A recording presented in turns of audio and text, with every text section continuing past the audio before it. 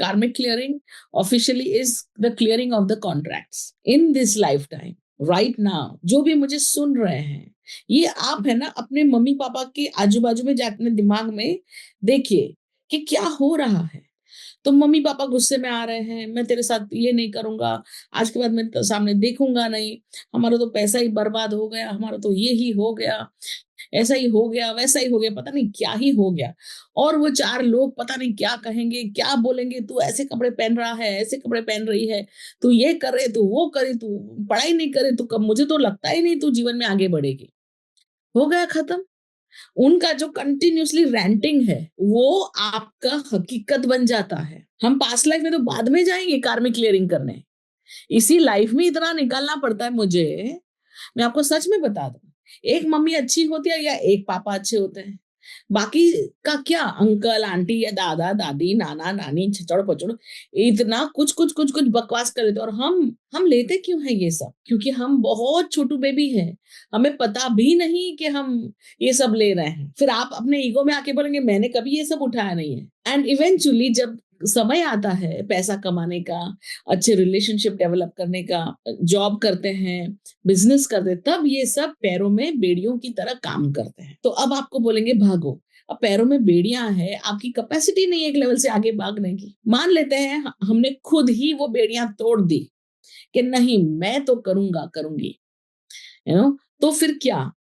तो वो हैवीनेस तो है ना पैरों में, वो तो टूटी नहीं। सो कार्मिक क्लियरिंग में ऑफिशियली पहले साल में तो मैं यही लाइफ के इतने सारे हमारे लिमिटेशंस हैं, इतने सारे श्राप बोलो ना, इतना सब कुछ, मम्मी पापा ना सोसाइटी ना हम खुद, हम भी बहुत महान आत्माएं हैं, हम भी कम नहीं है।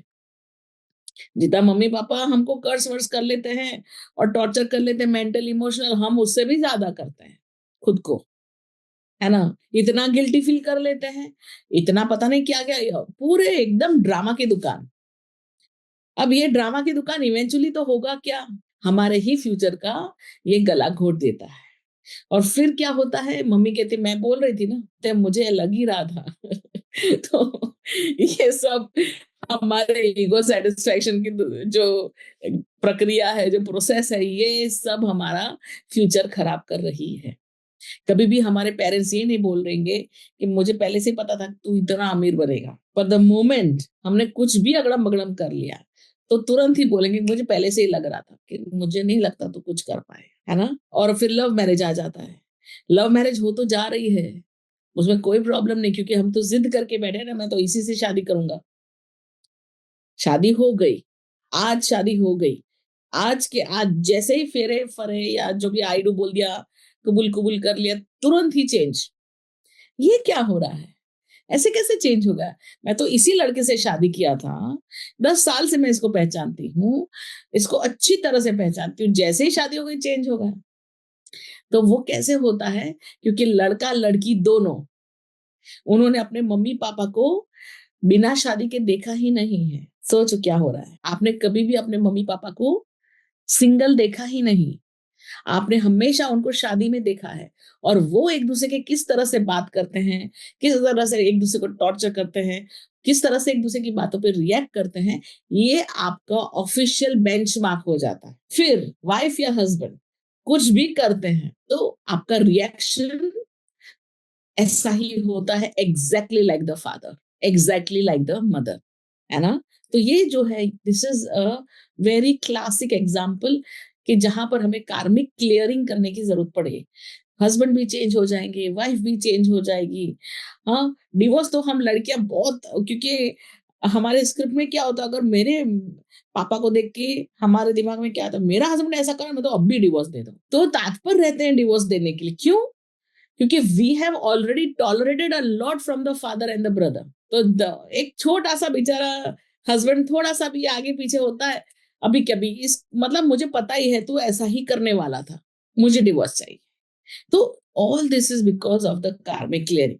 इसलिए मैं बहुत सारे लोगों को, मतलब जब भी कोई आता है मुझे शादी करनी है, तो मैं बोलती हूँ प्लीज शादी अभी मत करो, 1 डेढ़ साल का कार्मिक क्लियरिंग करो, सो दैट आप जो स्क्रिप्ट्स हैं मम्मी-पापा की तरफ से आई हुई, वो खत्म हो जाए और फिर ऑटोमैटिकली आप बहुत अच्छा लाइफ पार्टनर अट्रैक्ट करना शुरू करोगे। अदरवाइज़ ये जो स्क्रिप्ट अंदर पड़ी है, प्रोग्राम प्री प्रोग्राम्ड है कि भई लड़का ऐसा, ऐसा, ऐसा ही मिलेगा, एग्ज़ैक्टली पापा जैसा। But I don't like my father. But how does it matter? Internally, you are very much programmed to find exactly same person. I don't like my mother. उनका ऐसा ऐसा ऐसा और लड़के बेचारे लड़के they love their mothers but उनकी उनको अपनी दृष्टि से मम्मी को देख रहे हैं पर उनकी मम्मी जो उनके पापा के साथ अलग है वो तो उनको पता ही नहीं। आप समझ रहे हैं? तो मम्मी पापा के साथ एकदम अलग है और मम्मी बच्चे के साथ एकदम अलग है। वो देख रहे हैं कि मुझे मेरी मम्मी जैसी ही लड़की चाहिए, पर वो आप माँ नहीं ढूँढ रहे हैं। आप एक बीवी ढूँढ रहे हो और एग्ज़ैक्टली आपकी मम्मी जैसी ही है, जो आपको पसंद नहीं आ रही क्योंकि पापा के साथ भी वही क्लेश चालू है। तो हमें लगता है पता नहीं क्या है। और जैसे पापा दादी की बात कंटिन्यूअसली सुनते थे, वैसे हस्बैंड भी अपनी मम्मी की ही बात सुन रहे हैं। Same duplicate, duplicate, duplicate. तो ये सब क्लीन करने के लिए कार्मिक क्लियरिंग बहुत-बहुत ज़्यादा ज़रूरी है। हस्बैंड का भी, वाइफ का भी या फिर शादी के पहले भी। मैंने कई बार लोगों को ये भी बोला है कि शादी करने से पहले आप कार्मिक क्लियरिंग करवाइए और शादी तो आज लड़का मिला, आज क्या तो करना नहीं है। तो जैसे ही उनको लगता है कि नहीं ये मुझे बंदा बहुत पसंद आ रहा है, ये परफेक्ट आ रहा है, तो मैं उनको बोलती हूँ उनका भी कार्मिक शुरू कर दो। अब 6 महीने के बाद तो शादी होगी।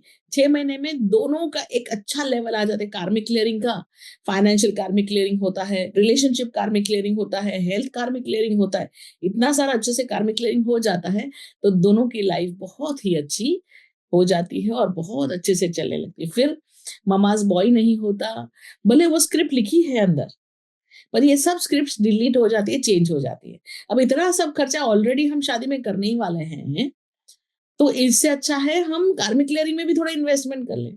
हमारी लाइफ परमानेंटली चेंज हो जाएगी, है ना? आत्मा नमस्ते। Thank you.